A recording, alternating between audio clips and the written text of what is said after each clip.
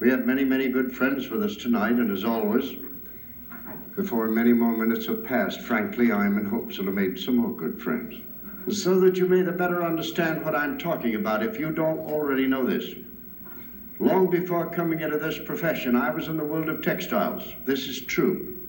For many, many years, I sold fabrics to the industry that provides you lovely ladies with your gowns.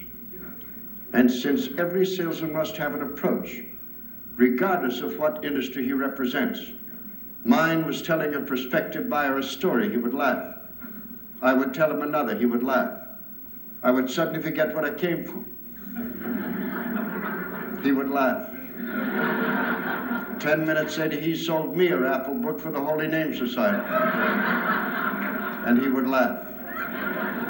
And then you beautiful people came along the winter of 1944, a little more than 32 years ago. You took me out of the commercial world and made all of this possible in show business. And if you've been close to the fabric industries within recent years, God love you, I don't know how I'll ever be able to repay you. It is murder. Some of my dress manufacturing friends in the city of New York are jumping for windows, but they don't get killed, they fall on returns. Thank goodness for soft goods. I should like you to hear of a typical husband, one very much like yours, ladies, devoted.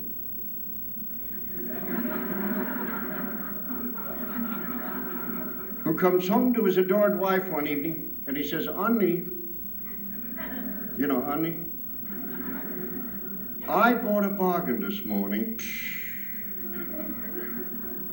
I got 4 white wall premium tires for practically nothing. She says, what the hell is with you? You ain't got a car.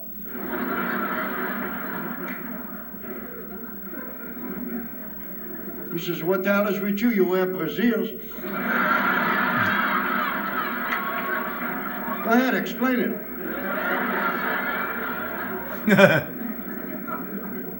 You're beautiful. Oh, I must tell you this. A thought just popped into my mind. There's nothing to stop it. This is about a gentleman who isn't feeling well. After a thorough examination, his doctor says, I want you to sit down. I have to have a talk with you. I'm afraid you have a terminal situation. And if you don't undergo major surgery, I'm afraid you're not very long for this world. However, I want to warn you, should you decide to undergo that surgery, you're going to lose your digestive tract. You cannot be fed orally, by mouth. You're going to have to be fed rectally. But with that situation, you could live another 30 years. Now it's up to you.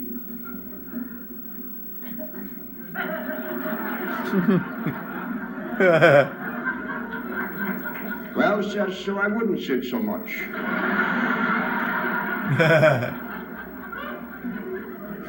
Go, brother. Well, the major surgery was successful, and in discharging him from the hospital, the doctor said, now I want you to come to my office in a month. I want to continue our talks. Frankly, it's for rehabilitation.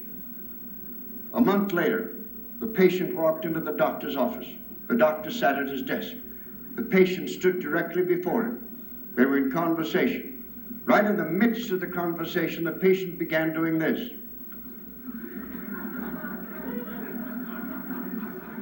Doctor, what's wrong with you? What, are you nervous? He says, no, I'm chewing gum.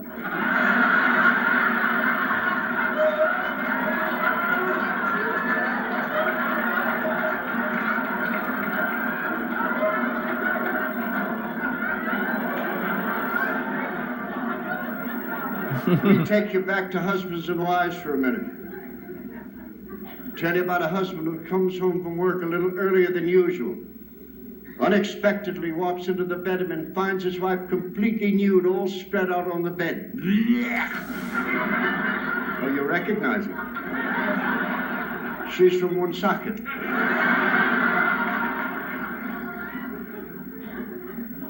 He stood there a minute.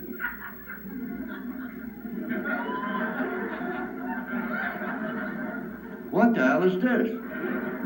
She says, I'm comfortable. He says, for God's sakes, cover up something. She says, who's got such a big cover? He says, don't be so smart, get dressed. I want to take you out to eat supper. She says, I ain't got nothing to wear. You ain't got nothing to wear. He went to the closet. What's the matter with the green one, the blue one, the red one? Hello, Sam. How about the navy, the black one?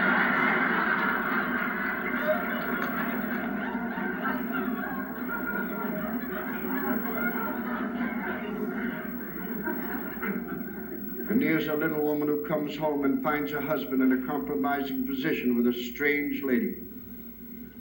She was outraged. Where she got the strength, no one will ever know. She walked to the edge of the bed, picked up her husband, and threw him out of the window. A million bones lying out on the street. During the investigation, the police asked why. She said, I was outraged. That's a terrible thing to come home to. He says, yes, but to throw him out of the window? Why did you do that? Well, she says, I'll tell you the truth. As I thought of it, I said to myself, if at his age he can make love, he can fly.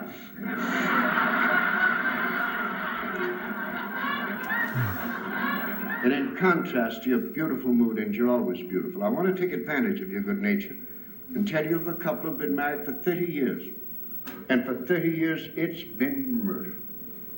But murder. Finally, there they are at the bar of justice. The judge listens very carefully and says there's only one solution to your situation. Your divorce. This is the wife, of course. Well, you never know these days. She says to the judge, I'll give him a divorce. If he will drop dead, I'll give him a divorce. Suffer already with that creep for 30 years. Now I should make him happy. She says, I wouldn't be satisfied till he leaves me the way he found me. Judge says, that's ridiculous. Only a miracle can create that. She says, get out. What kind of miracle? He found me a widow. Let him leave me a widow. Well, they continued this arguing, this bickering, and the judge insisted upon quiet. And I says, as I told you, I've listened to both sides very carefully. And in this instance, my dear lady, I must find for you, with the result that I'm going to give you $50 a week and $75 a month toward your rent. And the husband says, you know, Judge, you're a goddamn nice fellow. Says, I'll also throw in a couple dollars.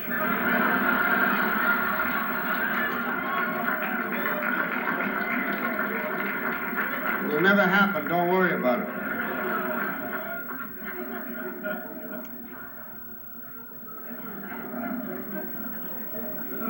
Historians tell us that in the early 1800s, in this great country of ours, the very first woman was condemned to die by hanging. She was given a last wish. She asked to be hung in the nude. Believe it or not, they favored the request. The scaffold was built to hang